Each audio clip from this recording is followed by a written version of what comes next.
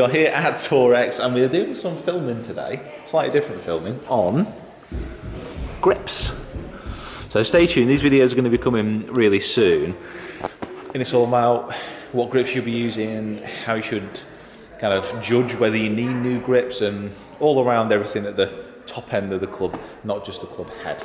So I'm quite excited about doing these videos. It's something that we've not done before, I'm not sure it's been done before either. So I'm pretty excited, and this is our workshop for the day. Look at this. So this is at Torex, which is in Ince, in the northwest of the UK. And how about this for a workshop? This one's yours, Pete. Yeah, I think I'll get to the Open using that. And then I reckon it might have even played in the Open this one. Excuse me, sir, can I pick up a fine selection of grips from you? Well, just in, Peter. What would you do? 10 for cash. 10 for cash.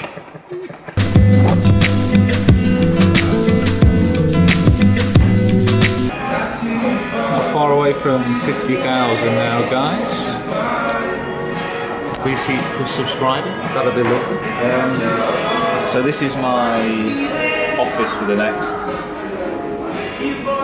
6 hours. I'm meant to be playing this afternoon with Rick, and I didn't want to tell you before now, but Carly Boots. I know you all get very excited, but it just depends. So I'm on my way to Delamere Forest to play with Carly and Rick. Unfortunately, her golf attachment, her golf club attachment and her golf day is actually taking place at Dunham Forest, which, you know, there's not very often that you get two D something forests in the same area. And would you know it, I got it wrong and I'm heading to the wrong course, which is, you know, slightly on the frustrating side, but it's okay. I've turned around and I'm on my way to the right one now. So I've got down to Dunham Forest now. I'm just going to head down to the range. It looks very, very nice and posh down here. Might not be giving it the best reflection, but that's the kind of house which is surrounding this course. I'm going to go down to the range, get myself loosened up.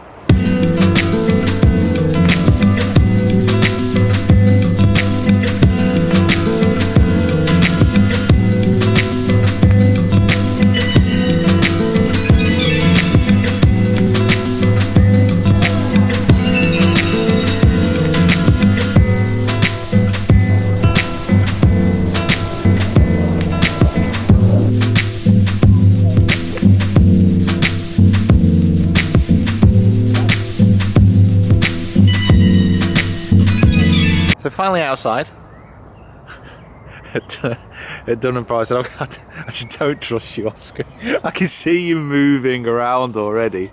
So we're here with Carly. Hello, Carly. How are you? Are you well? I'm very well. How are you? I'm very well. It's been a long time since I've seen you. No, too long. And you're looking resplendent in yellow. Is that the correct night yellow? It's yellow. I want to brighten the day. And you certainly have. I mean, as a contrast. If we can't have some up there, let's have it here. There's Carly, there's the grey sky. You can't, it's that bright, I put it down, you couldn't actually see the sky. Are we going to be playing well today? Are you going to beat us today? Yeah, I'm feeling good. We're here at Dunham Forest, so this is the course I'm attached to now. I think when you say that, if you just like put your right hand out and then... Perfect, you see. You're natural at this. If you ever decide to... rusty. If you ever decide to do this... It's been a few months, hasn't it, since we last filmed at St Anne's. It's like a year. Oh yeah, like pretty much a year. Although we did see each other at the Open, in between. Oh yeah. Oh, yeah. That's not for camera. That's how the night went. Oh, did we? I think I had Periscope there for about one day and decided that's a bad idea. I think that's when we deleted it, isn't it? Yeah.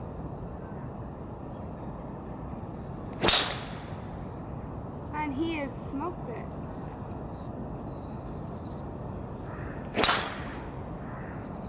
Oh, good. Nice. That was a very interesting 3-hole vlog in the end, because we didn't get much further than that. We're going to grab something to eat now and try and warm up a bit.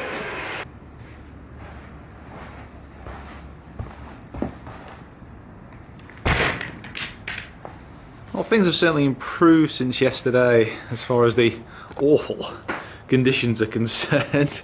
It was nice to go down to Dunham actually. I've not been down to that course before, and it's obviously great to kind of catch up with Carly again. And comment below, I mean, Carly's actually not got her first Ladies European Tour event for another month, so I think she said she's up for doing some more videos. So if you want to see some more videos, comment below, let me know, and I'm sure we can get that arranged. Also had a couple of well, new delivery of a shaft through for my Ping driver, and I'm gonna the G driver. I'm gonna pop this in and I'm gonna see how it performs, because I'm very much in two minds, because I was enjoying using the G.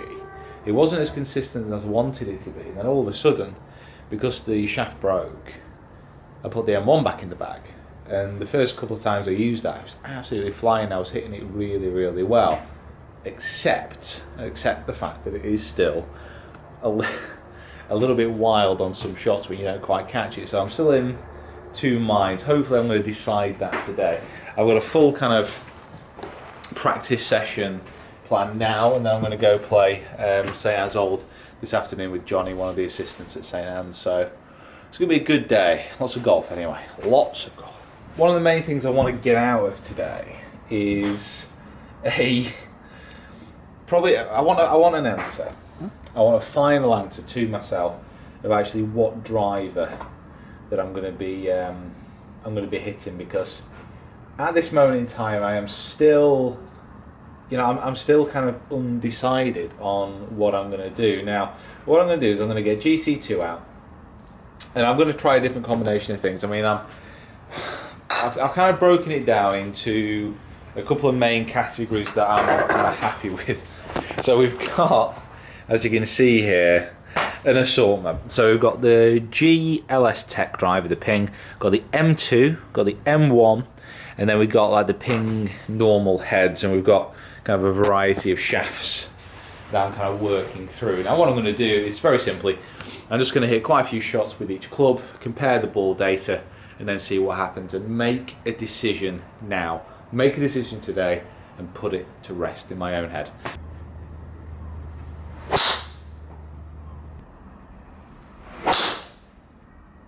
Interestingly enough, top kind of column here is the M1, and probably the main thing to look at here is the dispersion. Absolutely all over the place, right, left, right, and it really confirmed what I already know about the M1. Is when I'm striking it well, when I'm swinging it well on the course, I rip it. I hit it really, really well. Fleetwood the other day, I hit it well. When I don't quite strike it, it just goes all over the place. And what I really wanted to see today is how the G compared with that, and how the M2 compared with that as well. And I was pleased with the results, but surprised, all at the same time. Let's have a look at this. M2. Here, M2 column here. Now, backspins. This was a big surprise actually, because normally with a low back CG club, I will spin the ball loss. With this one, with the Adila Rogin, the spin was excellent for me. There's one which was really low spinning, and you can kind of see here by the carry distance 266, it didn't really go anywhere at all. But the rest of them were very, very good. And the flight, it looked very, very good as well. Very consistent with actually how the spin was coming off. So side spin here, going slightly off to the left-hand side, which I don't really mind. I like consistencies within my swing. And although they were kind of coming off with a slightly less spin, it wasn't massive. And frankly, when it was going through the out of the range, it hardly looked like anything at all. Now, when we go to the offline column here, consistency here as well, and this is maybe my error, but you've got all these shots here, these two here which went pretty much dead straight, they actually look like they went a little bit further right on the range. So I think the adjustment of my GC2 here was slightly out. I don't think I was lined up perfectly to my target, because these went a lot straighter. Now the total carries here, 293, and the total average is 314. But with that one there, if I take out that really kind of dodgy shot that I hit, my average is there, carry up to 300 yards average, and 321 total distance with the M2. Now, I've not really done much testing with the M2. I hit something out in Orlando, but that was just a smash fest. It wasn't like a proper swinging kind of test, if that makes sense. So I was pretty happy with how that was performing. I was very, very pleasantly surprised. Now, if I compare that to the G driver, well, Spins, very much identical. Pretty much bang on identical actually, so I don't need to worry about that. Spins, again, slightly off to the left hand side, one off to the right. But consistency wise as well, these shots here which went off to the left hand side, they didn't look as left on the range, and again these two look like they went slightly right. So again, I think it confirms that just wasn't quite lined up properly. But as far as kind of direction goes, the G and the M2 were very, very similar. The difference came in carry and distance. So if you have a look here at the G, so average carry 280, and again if I take out that smallest kind of carry here, the one with the shot that I didn't hit great, it still falls below here, so average 283, 305. It still falls below the averages of the M2, and if I take that kind of dodgy shot out, you can see it's quite a long way behind as far as that's concerned. So I mean, by those results it looks like it's going to have to be the M2. Now I'm playing this afternoon, and what I'm going to do is I'm going to take it out and see if the numbers and what I saw here on the range actually match up to what it does on the course.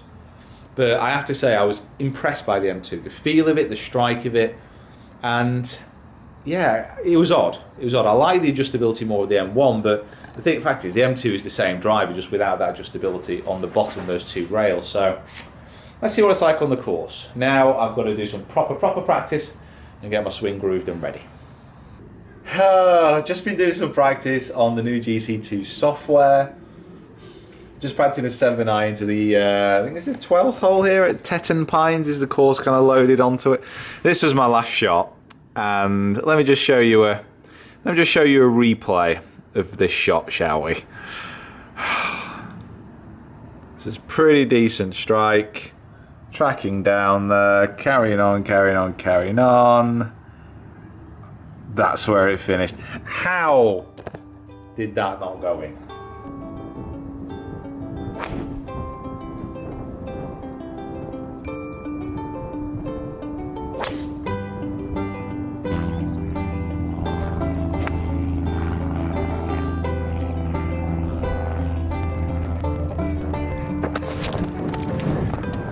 Check this out for a lovely day. I'm out with everyone from St. Anne's today. So I'm out with Johnny and the two Sams over there. Me and Johnny playing two Sams, and we're currently 2 down. I'm hitting the ball really well, but I'm not all the putt. And the putting's been pretty good recently, so I have to try and rectify that. What a difference a day makes. The sunshine today is great, down to 2 layers. Long may it continue.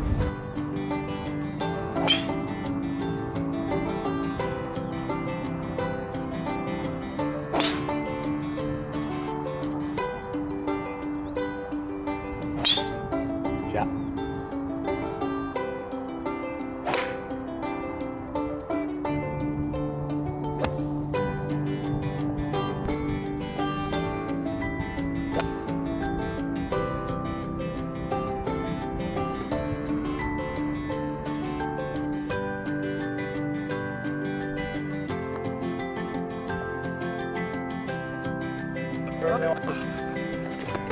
Well, that's been a very active. It's a bit bold. That's been a very active few days. Thank you very much, Sam, for that game. Enjoyed that very much. Thank you. I felt so awkward. So that is the that's the round over with.